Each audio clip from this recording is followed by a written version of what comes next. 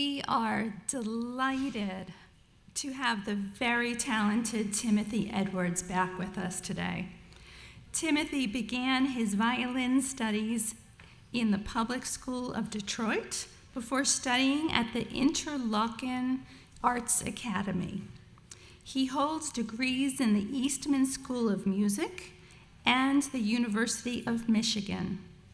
He has performed extensively, holding positions as section performer, principal, and concertmaster at the Des Moines Metro Opera, Flint Symphony, and Toledo Symphony, with substitute positions in the Detroit Symphony and the Jacksonville Symphony. Timothy enjoys a vibrant teaching studio and has served as a humanities adjunct professor at the Florida State College of Jacksonville. Timothy Edwards.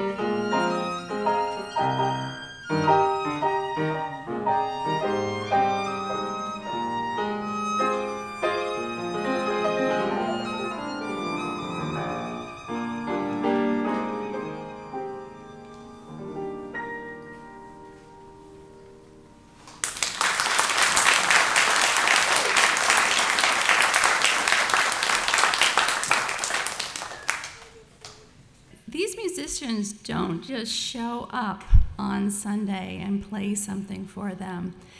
In this case, they practice during the week. It's just an amazing thing, and that especially was such a wonderful song to play for us today, so thank you, Timothy.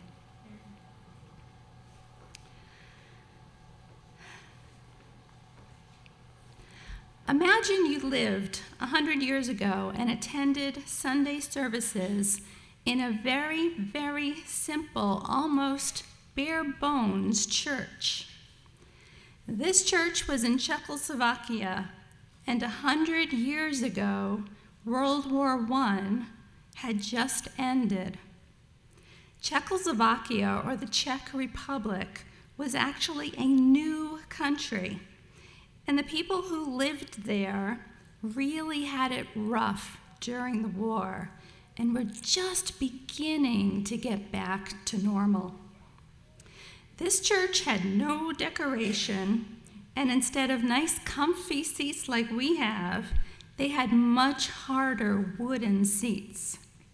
There was no organ, no piano, no singing, and no amazing musicians like we have here for us. Your minister at this church, though, is a pretty interesting guy. His name is Norbert Čapek, and he was born in the area that became Czechoslovakia, but he lived in the United States during World War I. He was a Baptist minister, but while he was in the U.S., he joined the Unitarian Church because he liked what Unitarians believed. After the war, in 1921, he returned home and founded the Unitarian Church in Czechoslovakia. Now, here you have a new church, a very different kind of church, a liberal church in a new country. The country was kind of figuring out who they were as a country, and the church was kind of figuring out who they were as a church as well. In this church, with no decoration and hard wood chairs, with no piano and no music, the people still found community. They liked being together, and they liked what Minister Čapek said to them on Sundays in his sermons. So it became very successful. Minister Čapek wanted to create a new spiritual ritual for this new church that would make people feel welcome and celebrated diversity, that united the congregation together and make them feel like they were part of a loving community. So he invited each person to search for a flower and bring it with them on Sunday to church. Now, it was springtime, just like it is now, and some of the flowers the people brought in were from their gardens. Some were from meadows by the roadside. Some were branches of trees that had blossoms all over them. All of the flowers were arranged in a communal vase by the children of the congregation and put on the altar. At the end of the service, each congregant would choose a different flower than the one that they brought with them, and they took it home. Sharing the flowers like this lets everyone think about giving or sharing and receiving. We share a flower, we receive a flower. We share our love, we receive love. Bringing all those flowers together lets people think about how each person adds beauty and uniqueness to the community in the same way that their flowers bring beauty and uniqueness to these beautiful multicolored bouquets. Think about how this simple church with no decoration and no music must have looked with all those beautiful flowers. We are celebrating this year the 100th anniversary of the lovely tradition that Minister Čapek created. The people in his church must have loved it because this simple, beautiful ritual that we now know as the Flower Communion has been performed every year since. We now invite you to rise in body or spirit and join us in opening hymn number 63. We'll sing both verses. Gary will play once through, and then we will join in.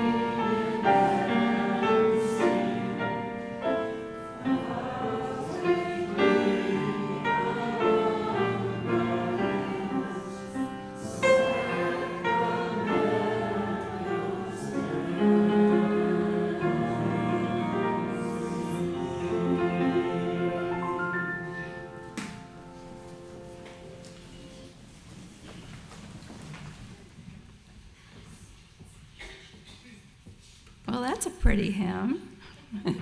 I like finding new hymns that we don't know very often, especially if they're pretty, so thank you for the suggestion. I'll now invite Alice Steele to come up and light our chalice for us. And I'll also invite our special guest lay leader, Joseph Chappell, up as he will read our chalice reading today.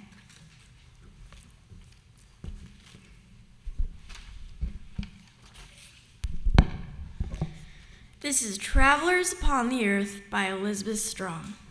Enter into this communion of flowers with joyful hearts and reverent thoughts. It has taken long months beneath cold ground for these flowers to prepare their blooming. It has taken each of us long times of growth through sorrow and joy to prepare for our living now. The blooming season is short. The flowers stay only a brief time. We are travelers upon the earth, travelers through all too brief lifetimes. Therefore, let our moments be bountiful. Let us rejoice our unique colors, aromas, and sounds. That way we travel away, we take with us the memory of golden hours together among the flowers.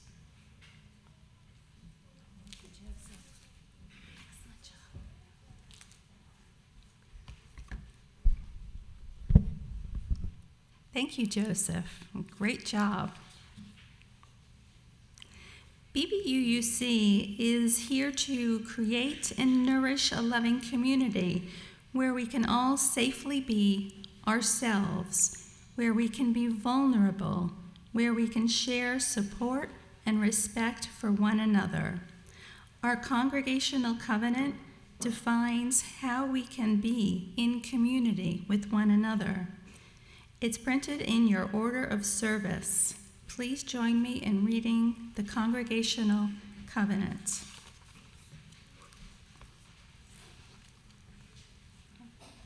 That's me, sorry. We covenant to engage one another with honesty, kindness, and respect, to value diversity, seek understanding of our differences, and practice gracious accountability with care, love, and empathy. We make these promises of those who are here and those yet to come, so that we may be a safe, welcoming, and beloved community of acceptance, learning, and transformation. Let us all rise in body or spirit as we sing our call to worship, the words of which are printed in your order of service.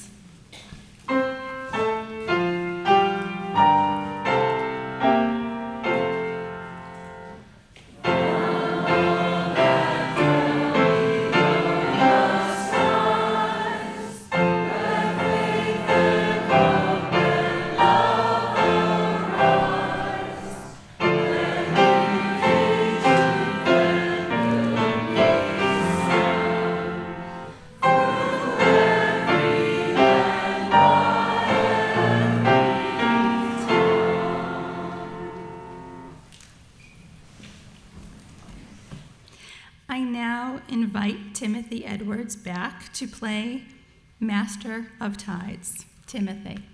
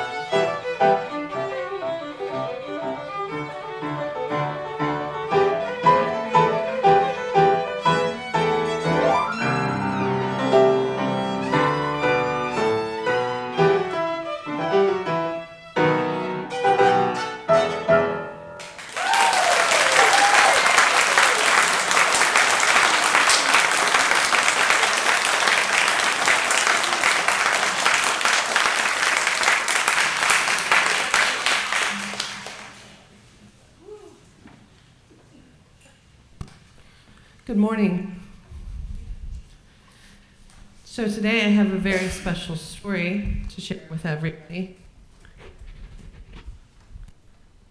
And I'm going to ask Hannah, my assistant, to come up and assist me with this.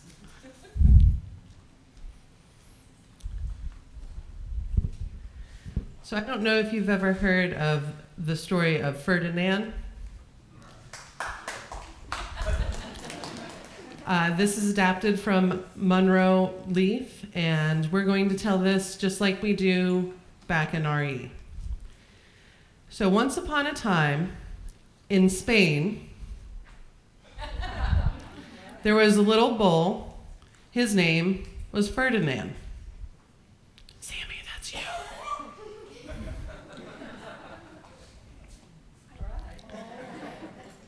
The little bull was named Ferdinand, and he wasn't like the other bulls, because the other bulls, Austin, come on, they like to run and jump. There we go. But Ferdinand did not. His favorite spot was in the pasture under a cork tree. It was his favorite tree, and he would sit in the shade all day and smell the flowers. Sometimes his mother, who was a cow,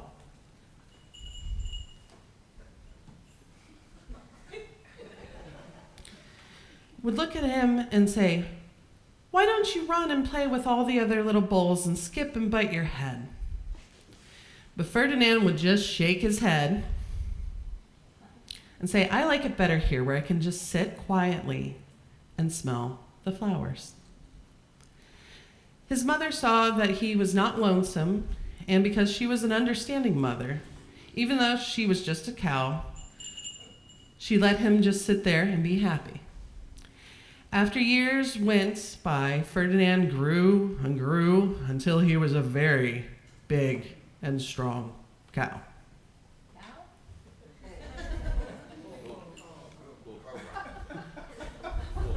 Good call. I'll write whoever wrote this. As the years went by, Ferdinand grew and grew into a bull. And the other cows, or the other bulls, did the same thing, and they would fight and stick each other with their horns. Sorry, Mom and Dad. So, what they wanted most of all was to be picked for the bullfight. Hold up the picture of the bullfight. But Ferdinand, he still just liked to sit quietly underneath the cork tree.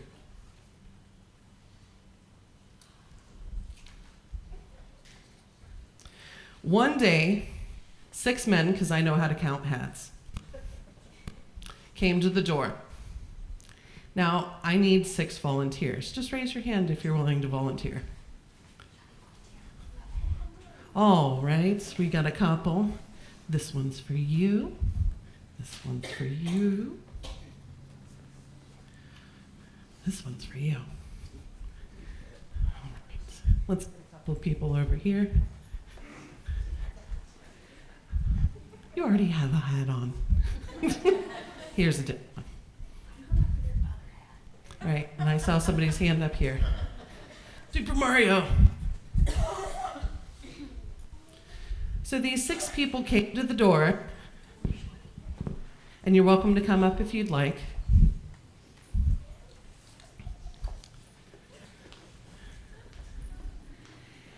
And in their very funny hats, they were looking for the biggest, roughest bull to fight in all of Madrid. All the other bulls ran around snorting and butting. Snort. All right, as they were leaping and jumping, they were very, very strong and fierce. and picked them. All right, so Ferdinand knew that they wouldn't pick him, and he didn't care. So he went and found his favorite cork tree and sat down. He didn't look where he was sitting, though, and instead of sitting on a nice patch of grass in the shade, he sat down on a flower with a bumblebee. Well, if you were a bumblebee and a bull sat on you, what would you do? Wow. Did it hurt? Ferdinand jumped up and snorted. He ran around puffing and snorting and butting and pawing and crowding the ground like he was crazy. The 6 men in funny hats saw him and they shouted with joy. Here was the largest, fiercest bull of all. Just one of the one for the bullfights of Madrid. So they took him away gently.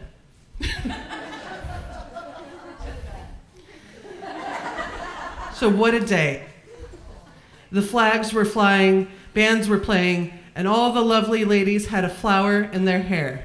I would like you to look under your seat in front of you. If you have a tissue, you can put it in your hair. They had a parade into the bull ring. First came the bandoleros. Next came the picadors.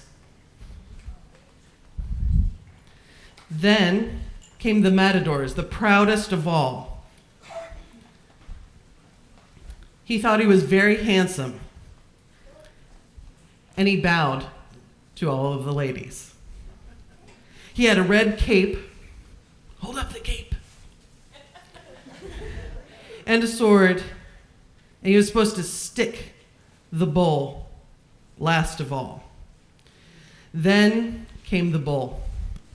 Go ahead and move to the center. I'm going to find somewhere to stand. There's so many people now.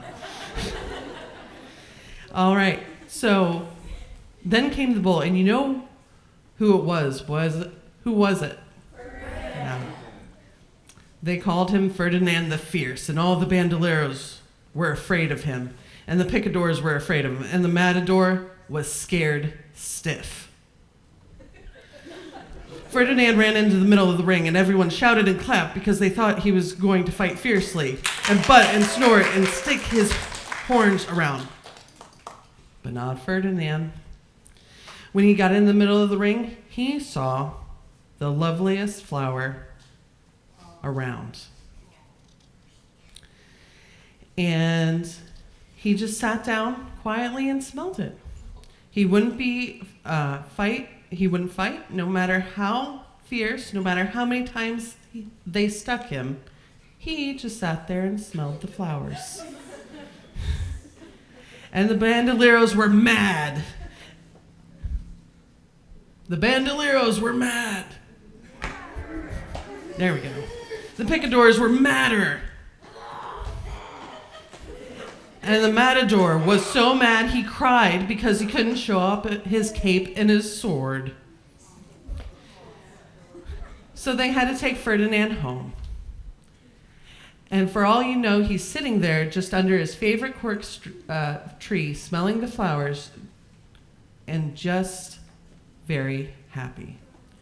I wonder what would happen if people were more like Ferdinand. And now I invite the congregation to stay seated. I want to thank all of my volunteers. I'm going to give them a moment.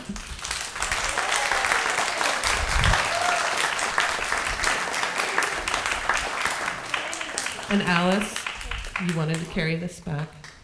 So we're going to sing 413, Go Now in Peace, and we're going to get ready in the back. Yeah, we're going to the back. Thank you.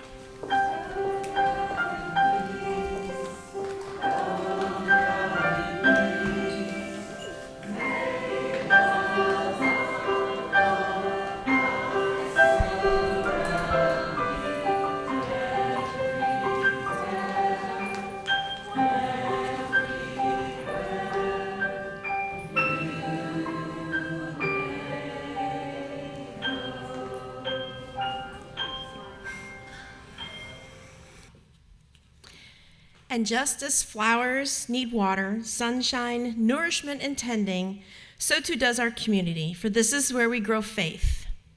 This is where we sow the seeds of justice, initiatives, and outreach. This community tills the soil that helps to nourish our children with educational programs about tolerance, love, and equality. BBUUC relies upon the generosity of our congregation to fund all that you see here. No matter how much money you put into the plate, the act of giving is a symbolic reminder that giving is just as important as receiving, that sharing what we have is how we live out our value of generosity. I encourage you that even if you make your contribution through one of our many other means, such as through the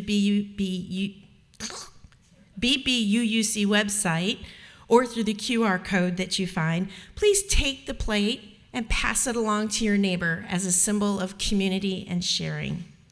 I'd like to invite our ushers for today, Pete and Judy Olevnek, to come forward and accept the offering. And once the offering is complete, I'll ask you to please rise in body or spirit and join in singing hymn number 123, Spirit of Life.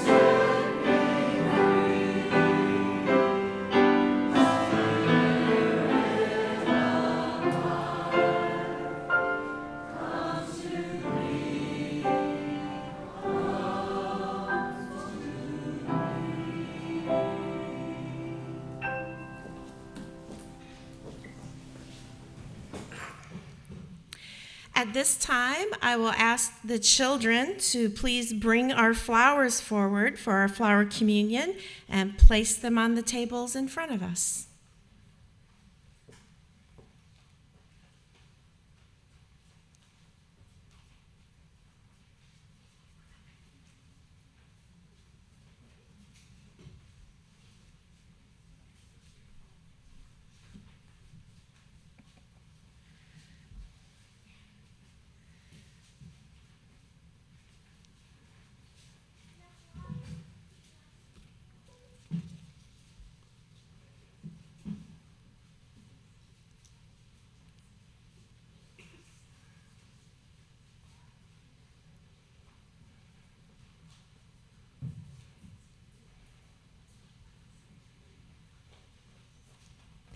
Thank you.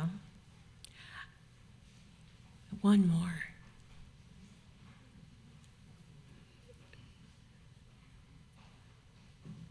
Beautiful. I will now consecrate these flowers with the words of Reverend Dr. Norbert Chapek. Infinite Spirit of life, we ask thy blessing on these thy messengers of fellowship and love. May they remind us, amid diversities of knowledge and gifts, to be one in desire and affection, and in devotion to good and beauty. May they also remind us of the value of comradeship, of doing and sharing with one another. May we cherish friendship as a most precious gift. May we not let awareness of another's talents discourage us or sully our relationships, but may we realize that whatever we can do, great or small, the efforts of all of us are needed. May we be strengthened by the knowledge that one Spirit, the Spirit of love, unites us, and may we endeavor together for a more joyful life for all. Amen. Each one of these flowers is a gift that someone has brought to share with you and the community in the same way that each of us brings ourselves to share with the community. One of these flowers was brought here by the person sitting next to you, or perhaps by someone you might know very well. One of these flowers was brought here by someone you probably haven't even met yet or don't know very well. But that person is sharing their flower and their light and their love with the congregation. Look at all these beautiful flowers. Each one is unique in the same way each person in this room is unique. Some of the flowers are purple, some are yellow, some are bigger, some are smaller. But every flower is beautiful in its own way, and looking out there, every one of you is beautiful in your own way too. Yes, each flower and each one of you is beautiful and perfect. But look what happens when the flowers are put together. Look what happens when all of these people get together. It's a celebration of color and beauty and light and love. These bouquets not only represent the people in this room, but people throughout the world. It teaches us to see every person's beauty.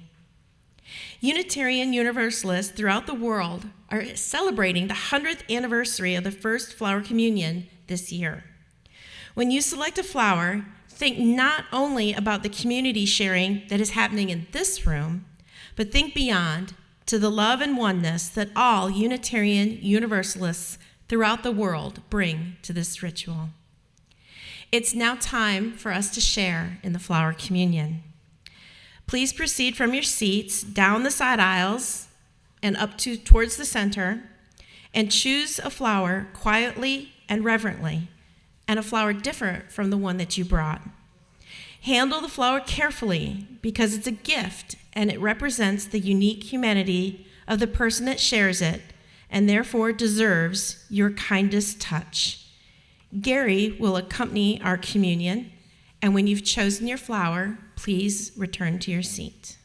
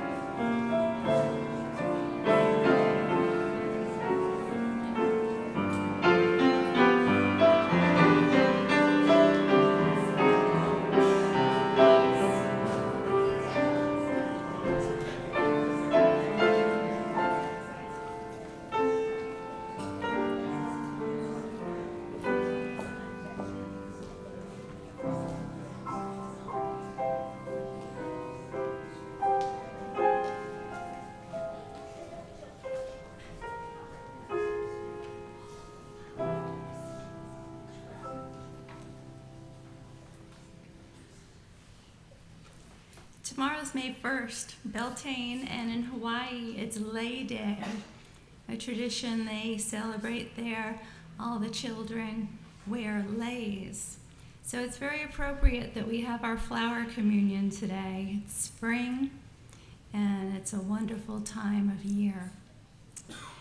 We're going to have a blessing, which is a responsive reading by Amy Zucker Morgenstern. The words are printed in your order of service, but they're super easy, and I'll tell them to you. May our lives bloom like the flowers. Would you like to repeat after me? May our lives bloom like the flowers. Good work. Each of us is a flower with a delicate beauty uniquely our own. We may be like sunflowers, turning always to the light. May our lives bloom like flowers. We may be like night-blooming cereus, only displaying our fragrant petals when it's dark and we think no one can see. May our lives bloom like the flowers. We may be hothouse flowers far from our native lands, cautiously tended within a harsh and unfamiliar climate. May our lives bloom like the flowers. We may be gray-headed like dandelions, eager to launch the new generation with the first strong gust of wind, past our own bright youth, but ready to pass on our wisdom on in precious, gossamer-carried seeds. We are lives bloom like the flowers. Some of us sometimes spring up overnight and fade in the hot glare. May our lives bloom like the flowers. Some of us sometimes are roses, slowly assembling petal after tightly wrapped petal and revealing our full glory only when everything's in place. May our lives bloom like the flowers. Sometimes we are roadside weeds, loveliness bursting improbably from the dust and debris. May our lives bloom like the flowers. Let us sing our closing hymn. This is a hymn that was composed by our own Dr. Gary Smart, specifically for our flower communion, and has been a BBUUC tradition ever since. The music and lyrics, thank you, Jennifer, she knows I left it behind. Our music and lyrics are in your order of service. We ask that you recycle these by putting them on the front table after the service so that we can use them next year. We will sing all 3 verses, and Gary will play it once through, and then we'll join in. Please rise.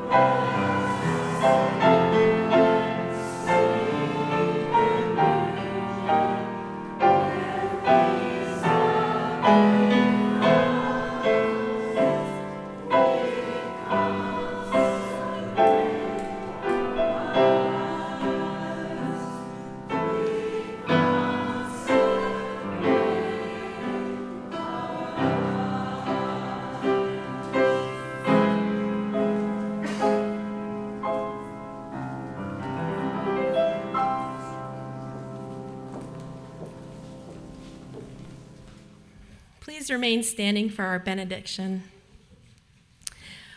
Our benediction comes from the words of John Denver from his Rhymes and Reasons. We believe it is here we must begin to seek the wisdom of children and the graceful way of flowers in the wind. For the children and the flowers are my sisters and my brothers. Their laughter and their loveliness could clear a cloudy day. Like music of the mountains and the colors of the rainbow, they're a promise of the future and a blessing for today. And the song that I am singing is a prayer to non-believers. Come and stand beside us. We can find a better way. Amen. Blessed be. Go now in peace.